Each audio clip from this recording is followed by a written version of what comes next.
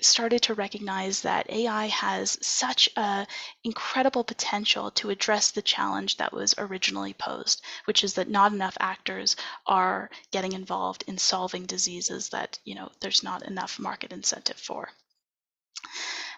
So what we ended up doing is advocating for a new strategy where international governments could work together to promote AI's use in the drug discovery context. And the way that we did that was by pointing to all of the economic benefits that this would bring, by way of investing in the biomanufacturing sector, which is, a really important and lucrative sector in our economy, creating new intellectual property, which is really important, creating, pools of research, which are also really important from an economic standpoint. And then on the health side, we have the potential to be so much more proactive. We have the potential to address all sorts of local health challenges. So this was really the case that we made to international governments. And then in terms of what we were recommending more specifically, we were saying that it's not enough right now for the markets to be determining what diseases should be researched. We need governments from around the world deciding, here are diseases that are not being addressed by the market, and we need them to be addressed. And if the government identifies those as priority areas, they can sort of mobilize the financing that's needed to generate this type of research. So we see governments being a primary actor in this space. We see them promoting the use of AI in that drug discovery effort. And we also see them advocating for the use of open data and open science in that context. And if you don't know, open data and open science just means sharing data sets, sharing scientific methods across stakeholders in the drug discovery pipeline so that this process can all become much cheaper and easier and more seamless.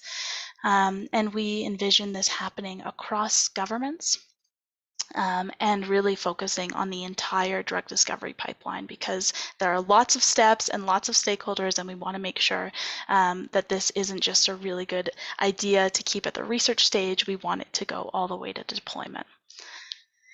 So I won't get too much into the nitty-gritty of this chart, but I just wanted to show you that we had broken down all of the stages in the drug discovery pipeline into these 7 phases, and we identified all of the AI and ML opportunities that exist at this point in time, keeping in mind there's plenty of new applications that I'm sure are going to influence the drug discovery process later, but even at this point in time, there is plenty of potential, and we're not seeing that potential be properly exercised at this point in time. So we're really advocating for governments to get involved, to find these opportunities, to fund these opportunities, and to do it across the entire drug discovery pipeline.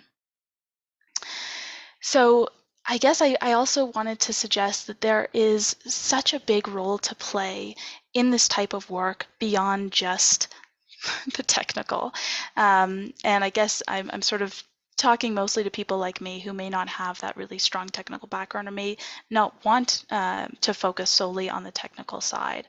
Actually, I'm even talking to the people who are focused on the technical side and, need to be incorporating a lot of these higher level questions into the work that they're doing, because it does have a big impact on the way that the work is materializes in the world. So there are questions that you could even ask around data sovereignty. So data sovereignty means anything data ownership related. So what we're advocating for is widespread sharing of health data. But what does that mean for people's ability to say, I don't want my health data to be shared in that way or with those stakeholders? How do we control that? How do we give people that level of autonomy? From an economic policy standpoint, we need to answer questions like, how can we incentivize that data sets be shared? I mean, data sets are considered like gold, they're so valuable. How do we allow, or how do we incentivize the stakeholders that are creating those data sets to share them if it means that they won't have access to the profits that come from another company's inventions that are based on those data sets?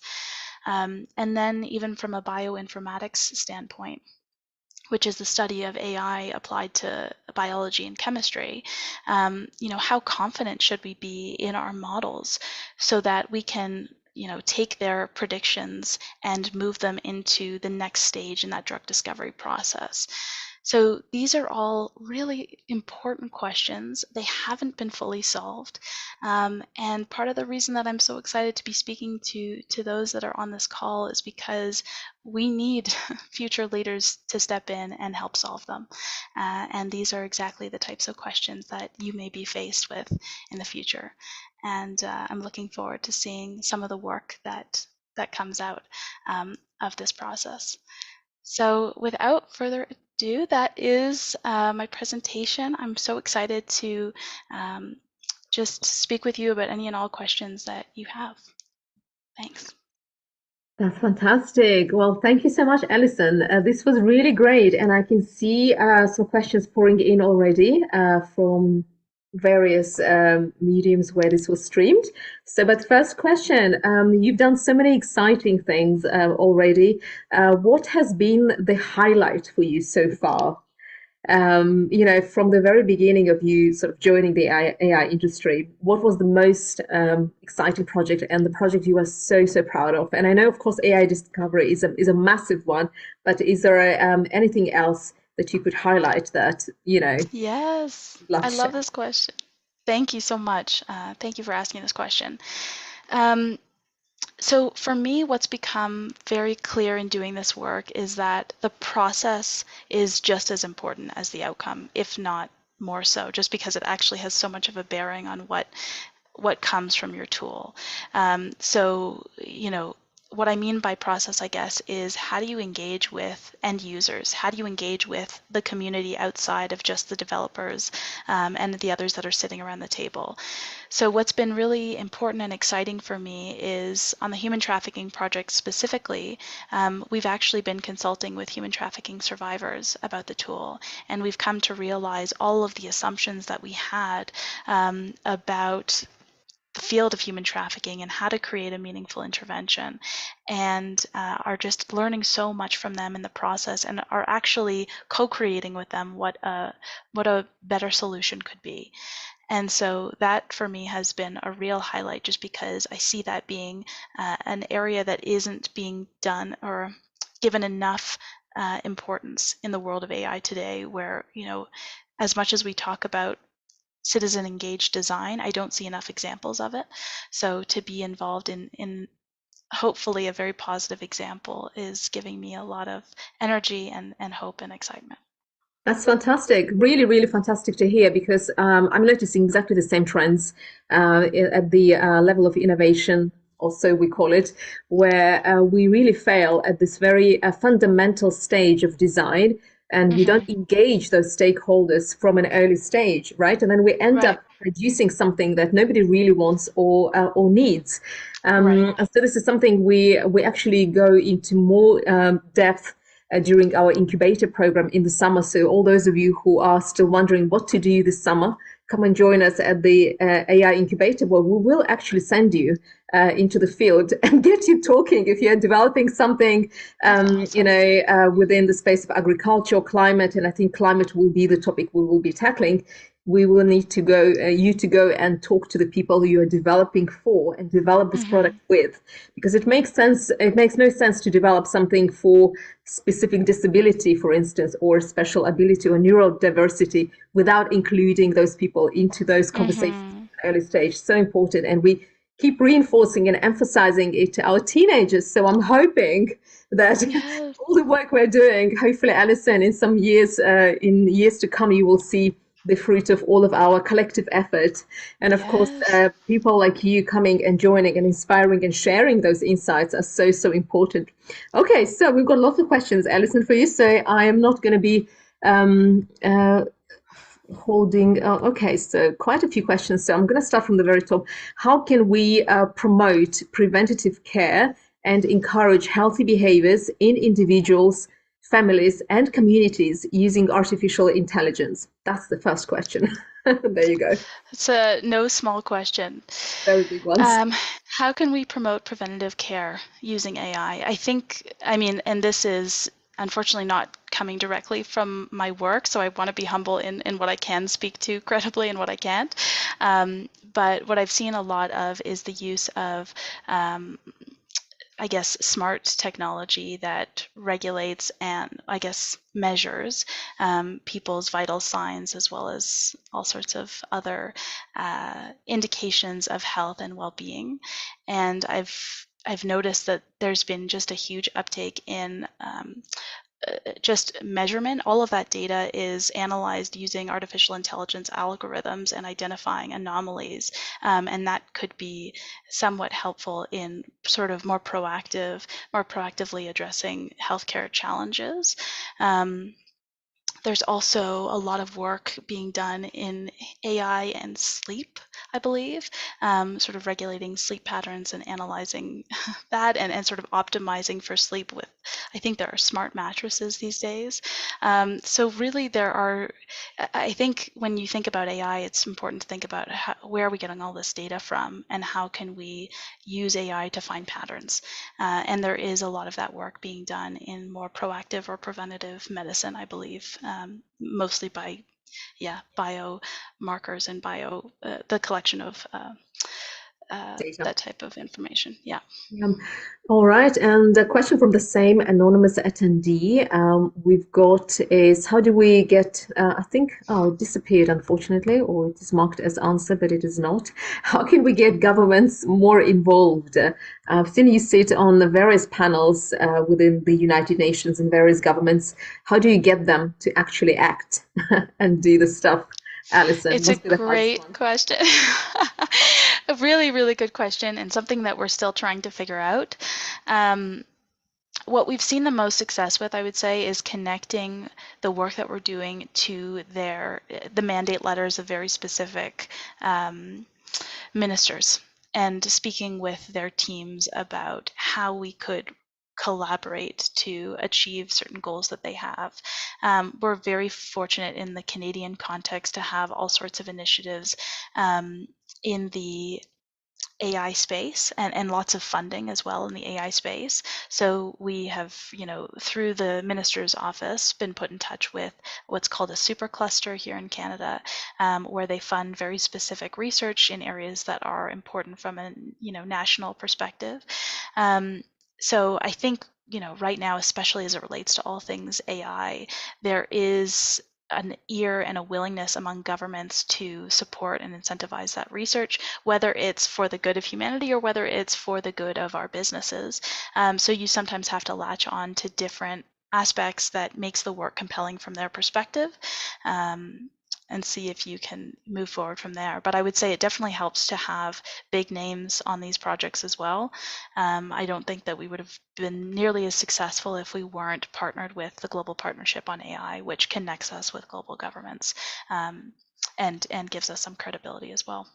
And that kind of links you with international development, something you're super passionate about. So it must be really exciting to be able to see everything really align, right? Because I also sort of had my degree in international relations and politics, and it's always great to see how everything becomes quite interconnected, even at the level of AI or working on cool AI projects where you don't really expect something like this to happen. So everyone watching the space and also perhaps you're thinking, oh, I'm just studying social sciences or whatnot.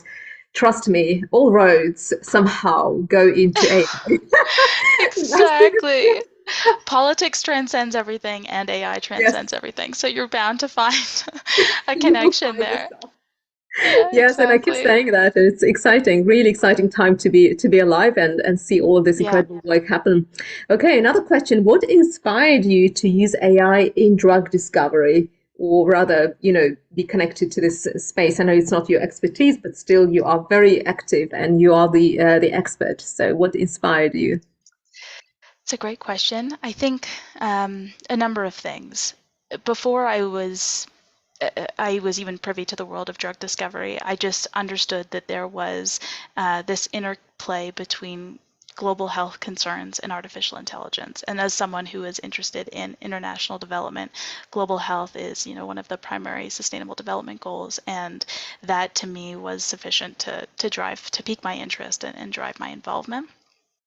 And I think, the more I learned about AI for drug discovery, the more I realized that this is a very pressing problem. It's actually been defined as an existential risk, because, even pandemic response is an area that there isn't enough money in right now. Just because if we are to respond proactively to pandemics, we would be able to nip them in the bud before they become global and before they generate all of the money that we're likely to see. So I think learning about the area has really inspired an urgency in me and in this type of work that, is pretty unique to this field. Fantastic. And a question as a follow-up is, how does DALI software work? And I know you're not a developer, but what you already know, or perhaps I'm happy to ask you a different question, but if you can respond to that, that would be fantastic. I always get intimidated by these technical questions because I'm in AI, but I'm not really Yeah. in AI. But yeah, how does it work? Yeah. Well, it's a good question. I think I don't know the ins and outs. I wasn't involved, obviously, but what I know from OpenAI's approach, even with ChatGPT, is you scrape a whole bunch of data. You have at least some of that data labeled, so you have it. If it's an image of a cat, you make sure it says cat, and it's machine learning. So the algorithm learns over time to connect an image of a cat with the label cat, and I think it's some sort of generative AI approach where it can also start to combine things that aren't often seen together, like a cat on a bicycle eating a pizza, and do that in ways that are actually look somewhat realistic. So really, this is just the power of AI, the power of having massive amounts of data set, having massive amounts of data, having that data be labeled, and then sort of finding algorithms that can learn based on those labels how to even connect, not only identify those images, but also connect them together. But it's also a somewhat new field called generative AI that I don't know the ins and outs of, but is quite promising and is definitely worth researching. Yes, very exciting times we live in. So we have another question from another anonymous attendee.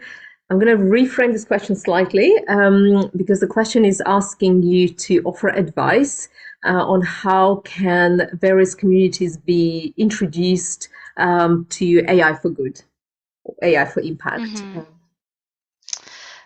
Great question. Apart from hackathons, of course, how else can we? Exactly. I think that there are so many ways that we're seeing different efforts around the world to educate people about AI. I think to some extent you can't help but be educated by it by reading the newspaper, just because there's so many stories coming out about AI. But I think it's great to see that they're starting now. I think from younger ages in school systems to talk about coding and also some of the AI applications that are coming out. But among folks that are, have already completed their school programming and system, I think it's important that, I guess, a lot of people are connecting to AI in the way that it connects to their domain and discipline. So, for example, my parents are lawyers, and they're thinking a lot about how the implications of AI from a legal perspective. So I think that that's a really great way of introducing people to the concept, connecting it to what they're already aware of and interested in. But there are people that are working on this type of question full time, and it's going to take time. It's going to take a lot of effort, but I know that governments around the world are investing lots of money in it. So hopefully we'll start to see that change. I know that a lot of these resources are also available for free. So it might also be a function of people taking the liberty to educate themselves about this work as well. Yeah, but the last thing I will say is I think it'll also come down to the AI companies themselves who are deploying these types of tools, to think about the communities that they are launching these tools on and having to explain to a certain extent what these tools are doing, how the data is being used, and hopefully that'll also be a strong way for people to better understand. Mm. how the technology is working.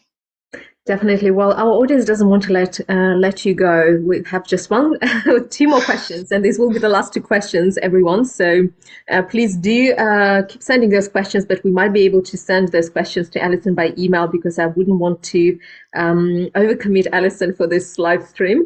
But we have one question related to neurodiversity, and I would love you to respond to this to the best of your abilities. But the question goes, in what ways can neurodiversity empower and improve or better technology? Interesting. So I think all types of diversity can improve technology in the sense that our technology needs to account for everyone that these tools are being deployed on. And the more robust they are to people's individual unique circumstances, the more effective that they'll be and the better that the technology will actually work in practice.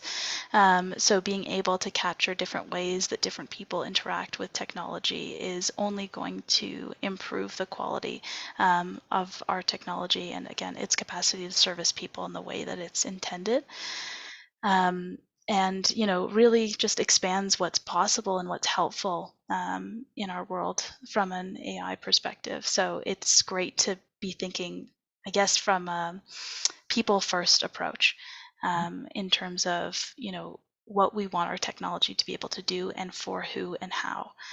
So it's really important to bring that diversity forward so that we can create tools that are as accessible and helpful as possible. Fantastic response, and definitely Teens and AI were super passionate about all forms of diversity, so we want to make it accessible. And even in the latest hackathon, we had so many different languages that we've managed to integrate so that somebody who is French speaking or Arab speaking, they don't find our program off-putting, and we've been able to make it really accessible to so many children who just don't speak English or live in areas where they wouldn't be able to access this program normally. It's still very hard for us, whether it's diversity of various ethnic backgrounds or incomes and whatnot. There are so many barriers for us to tackle, but neurodiversity is still something that we do really emphasize and prioritize and make sure everyone understands the importance of including everyone's voices. Okay, last question is, and it's something that, of course, everyone is fearful of as well. How can we sustain the development of AI and innovation in AI without, losing people's jobs, not to the detriment of, people losing their jobs? And that's, of course, within the domain of future of work. And thank you to whoever sent this question over as well. So this is a question I've been thinking a lot about. To be honest, I wish I could give you a really good answer, but I want to almost leave you with this as a piece of inspiration, in the sense that, for me, this has been very inspiring. This is a problem, and this is something that we don't have a really good answer for just yet. And these are the types of questions that we need our young people especially to be weighing in on. From my perspective, the technology is advancing too fast to be able to say, here's something that only humans can do, here's something that computers could never do. Something that, I'm happy to actually share. There's an essay I wrote on this topic. And I think that, humans, the only thing that really differentiates humans to computers, although I'm starting to see that this may not be the case for long, is that there's only one of you, Elena, there's only one of me. Algorithms can be deployed at scale en masse. So if we are going to create value that is differentiated, that is unique to our respective companies, to our respective, brands and names, it'll come from us because the technology will already be everywhere, and it'll be performing very similarly across organizations. So our markets today value uniqueness and novelty and creativity and individuality. And so the more we can hone in on that, I think could be a real, way to continue leveraging our what we bring to the table as humans. But I just think this is one of the most exciting and interesting questions of our time. And, it doesn't have to be cause for despair. I think there actually could be a lot of really exciting ways that this could shake out in meaningful ways. but I would implore others to get involved in that conversation as well. Definitely, definitely. It's, I think, a very sort of popular topic to also discuss in various conferences. And I get this question a lot, and I also struggle because we just don't know. So hopefully those on the call and listening to this conversation will have some answers for us very soon, because I think it's on everyone's minds right That now. would be And nice. before we leave you, Allison, your top advice for women or young girls wanting to get into AI and they don't know how, maybe top 3 or top 5, whatever you have time for before we let you go. How women can get involved in AI, top 3 pieces of advice. I would say stay curious to all that's happening in AI. No one can be an expert in this space right now. I mean, of course, there are plenty of experts, but no one can be an expert because everything is happening so quickly, which means that you have an immense potential to discover something, to have a unique perspective on it, and to add that perspective to the conversation. So I would say don't undervalue your role in your voice in this conversation, because there's no definitive answer to a lot of these questions. So stay curious and stay engaged, and then find opportunities where you can to put your hand up and speak with others. I think there's a lot of, because it's such a complex space to navigate, people are eager to talk and have you be involved from the perspective that you bring to the table. So I would really say take advantage of this time in artificial intelligence where it's still early, so many questions are unanswered, and you really do have a meaningful role to play in either advocating for your communities, talking about how things are developing from your disciplinary background, whatever you can draw from to, insert your voice in a way that's somewhat novel and unique and advocates for something broader, I think will be welcomed. So use that opportunity when you can. Raise your hand, use your voice, and I think there's plenty of space for everyone in this domain. Fantastic. Well, we're going to end on this really high note and fantastic note as well. And that's all we have time for today. Please do tune in and join us tomorrow and the day after tomorrow. So we have 2 more days of this kind of inspiration where we have the most amazing people like Allison joining us just for half an hour or so. So you get a chance to ask them the questions and ask them about what matters to you. And so please don't miss this opportunity. And of course, on Friday, we have the Teens and AI Forum, Action Forum for teenagers. So if you are a teenager, there is still time to sign up and join, because we will be interacting with you and asking you questions and hopefully get some really cool answers as well. And we'll then be able to share with you, Allison, what happened during the Teens and AI Action Forum for teenagers. So everyone, join us then. And don't forget, on the 7th of March, we have a virtual panel with our corporate partners, followed by a networking event as well, which I know is a closed event just for those who participated at IWD.